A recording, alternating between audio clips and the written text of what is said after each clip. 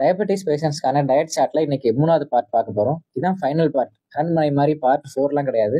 நக்கல்யா அவனுக்கு. So evening snacks சாப்பிடணும் அப்படின்னு நிறைய பேர் விருப்பப்படுவாங்க. சார் 2 வாழைக்காய் பஜ்ஜி ஒரு டீ. சூடா பஜ்ஜி, பக்கோடா இந்த மாதிரி ஐட்டம்ஸ்லாம் சாப்பிட்டீங்கன்னா சுகர் மட்டும் ஏறாது, கூடவே சேர்ந்து கொலஸ்ட்ராலும் ஏறிடும். ஸோ சுகர் ஃப்ரீ பிஸ்கட்ஸ் இருக்கு, நியூட்ரி சாய்ஸ் பிஸ்கட்ஸ் இருக்கு, மேரி லைட் இருக்கு, யூனிபிக் இருக்கு. இந்த மாதிரி சுகர் ஃப்ரீ பிஸ்கட்ஸ்லாம் ஈவினிங் டீயோட தொட்டு சாப்பிடலாமா அப்படின்னு நிறைய பேர் கேட்பாங்க. தாராளமா சாப்பிடலாம். இது மட்டும் இல்ல, நீங்க இதுலயே சிறுதானிய பிஸ்கட்ஸும் இருக்கு, அதுவும் கன்சிடர் பண்ணலாம்.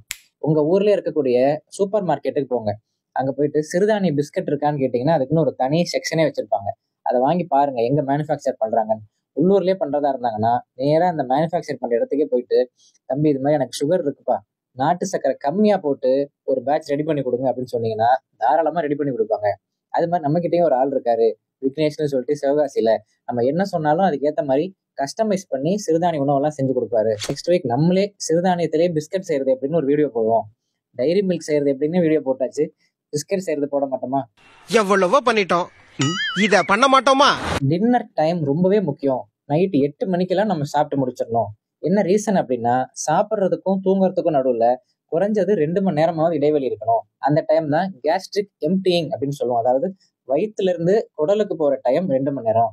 அந்த டைம்ல நம்ம தூங்கிடக்கூடாது. அதனாலதான் ஒரு பழமொழி சொல்லுவாங்க, உடல் உறங்கும் போது குடல் உறங்கணும் அப்படின்னு. இதுதான் அர்த்தம். இப்ப நிறைய பேர் ஆஃபீஸ் முடிச்சுட்டு பிசினஸ் முடிச்சுட்டு 10:30 மணிக்கு சாப்பிட்டுட்டு 11 மணிக்கு படுக்கிறவங்களுக்கு எல்லாமே பாத்தீங்கன்னா நெஞ்சு எரிச்சல், செரிமான கோளாறு, சாப்பிட்டதெல்லாம் எதுக்களிக்குது அப்படின்னு சொல்லுவாங்க. அதுக்கு இதுதான் ரீசன். 8 மணிக்கே சாப்பிட்டு 10 மணிக்கு படுத்து பாருங்க, நல்ல பீஸ்ஃபுல்லான ஸ்லீப் இருக்கும். நெஞ்சு பாரமா இருக்கு, கேஸ்ட்ரிக் ப்ராப்ளம் இருக்கிறது எல்லாமே கண்ட்ரோல் ஆயிடும். பெரும்பாலான டயபெட்டிஸ் உள்ளவங்க நைட் சாப்பிட்றது என்னன்னு பாத்தீங்கன்னா, கோதுமை தோசை, அது ரொம்பவே ஈஸி.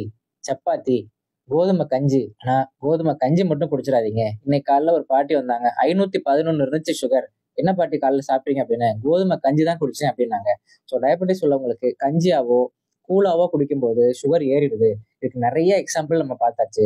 கோதுமை எனக்கு ஒத்துக்க மாட்டேங்குது, சாப்பிட்டா லூஸ் மோஷன் போயிடுது அப்படின்னு நிறைய பேர் சொல்லுவாங்க. குளூட்டன் சென்சிட்டிவிட்டி அந்த மாதிரி இருக்கிறவங்களுக்கு எல்லாம் கோதுமை சேர்க்காம கம்பு, தெனை, வரகரிசி, குதிரைவாளி இதெல்லாமே சேர்த்து மில்லட்ஸ் சப்பாத்தி நம்ம வீட்டிலே ரெடி பண்ண முடியும். அதோட கொஞ்சம் கொண்டக்கடலையும் ஜீரகமும் போட்டு மிக்ஸ் பண்ணிட்டோம்னா நல்லா டைஜஷன் ஆயிடும்.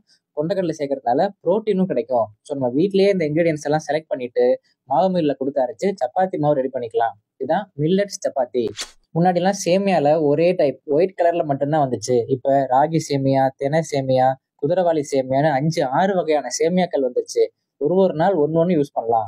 அவுல் இருக்கு இல்லையா, ஒயிட் அவுல் மட்டும்தான் நம்ம பார்த்திருப்போம். இப்ப சிவப்பரிசி அவுல், கருப்பரிசி அவுல்லாம் வந்துருச்சு. அதை தண்ணியில ஊற வச்சு நல்லா பாயில் பண்ணிட்டு ஒரு பாத்திரத்தை எடுத்துட்டு அதுல செக்கில் ஆட்டின சுத்தமான கடலெண்ணெய் சேர்த்து கடுகு, உளுத்தம்பருப்பு, கருவேப்பிலை, வெங்காயம் எல்லாத்தையும் போட்டு தாளிச்சிட்டு அது கூட நம்ம ஏற்கனவே பாயில் பண்ணிருக்கிற அவுல் சேர்த்து கரம் மசாலாவும் கொஞ்சம் சேர்த்து நல்லா மிக்ஸ் பண்ணிட்டு கடைசியா கொஞ்சம் லெமன் தூவி சாப்பிட்டீங்கன்னா சூப்பரான போஹா ரெசிபி ரெடி ஆயிடுச்சு.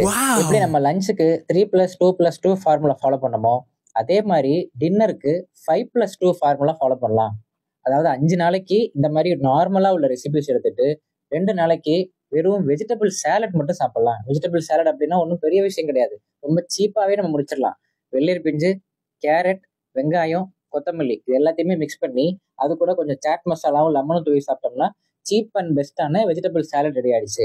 இதுல இன்னும் கொஞ்சம் காஸ்ட்லியா போகணும் அப்படின்னு நினைச்சோம்னா அவகேடோவோட அப்படியே அந்த ஸ்மாஷ் பண்ணி எடுத்துட்டு அதோட ப்ராக்கோலி பாயில் பண்ணி அதையும் கட் பண்ணி அவகேடோ, ப்ராக்கோலி, வெங்காயம், கொத்தமல்லி அதோட சாட் மசாலா அண்ட் லெமன் இதை போட்டோம்னா நல்ல ஹெல்த்தியான வெஜிடபிள் சாலட் ரெடி ஆயிடும். வாரத்துல 5 நாள் நார்மல் டின்னர் எடுத்துட்டு 2 நாள் இந்த மாதிரி வெஜிடபிள் சாலட் எடுத்துக்கலாம். அதுவும் நான்வெஜ் ஹெவியா லஞ்ச் சாப்பிட்ற அன்னைக்கு நைட் லைட்டான வெஜிடபிள் சாலட் எடுத்துக்கிறது நல்லது. இதுதான் 5+2 ஃபார்முலா. 8 மணிக்கே சாப்பிட்டோம்னா நைட்டு தூங்குறப்ப பசி வந்துருமே 2 மணி 3 மணிக்கெல்லாம். அதுவும் ஒரு பிரச்சனை இருக்கு. டயபெட்டிஸ் உள்ளவங்களுக்கு நைட் டேப்லெட் சாப்பிட்ற தொட்டு ஏர்லி மார்னிங் 3 o'clock 4 o'clock போல ஹைப்போகிளைசிமியான்னு சொல்லக்கூடிய தாழ்வு நிலை சர்க்கரை நிறைய பேருக்கு ஏற்படும். இப்போ நைட் தூங்கும்போது பால் குடிச்சிட்டு படுக்கலாம். அந்த டயபெட்டிஸ் பேஷண்ட்ஸ்க்கு பாலில் கலந்து குடிக்கிற மாதிரியே நிறைய ப்ரோட்டீன் பவுடர்ஸ்லாம் இப்போ வந்துருக்கு. நல்ல குவாலிட்டியான பிராண்ட்ஸ்லாம் நிறைய இருக்கு. அதுல சடனா ஒரு குளுக்கோஸ் ஸ்பைக் இருக்காது, சஸ்டெயினா சுகர் லெவல்ஸை மெயின்டைன் பண்ணும். இதுல நிறைய டிஃபரன்ஸ் ஆஃப் ஒப்பீனியன் இருக்கும். நைட் பால் குடிக்க கூடாது, அது கபம் கட்டும் அப்படின்லாம் நிறைய பேர் சொல்லுவாங்க. ஆனா இது பியூர்லி இண்டிவிஜுவல் பெர்ஸ்பெக்டிவ் தான்.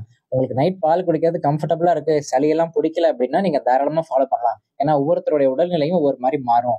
எல்லாருக்குமே சளி பிடிக்கும் அப்படின்னு சொல்ல முடியாது. இதோட நம்ம இந்த 3 பார்ட்டும் கம்ப்ளீட் பண்றோம். டயபெட்டிஸ் உள்ளவங்க என்னென்ன சாப்பிடலாம் அப்படிங்கறத பத்தி. வேற ஏதாவது உங்களுக்கு டவுட்ஸ் இருந்துச்சுன்னா நீங்க தாராளமா கேட்கலாம். நான் முடிஞ்ச அளவுக்கு எக்ஸ்பிளைன் பண்றேன்.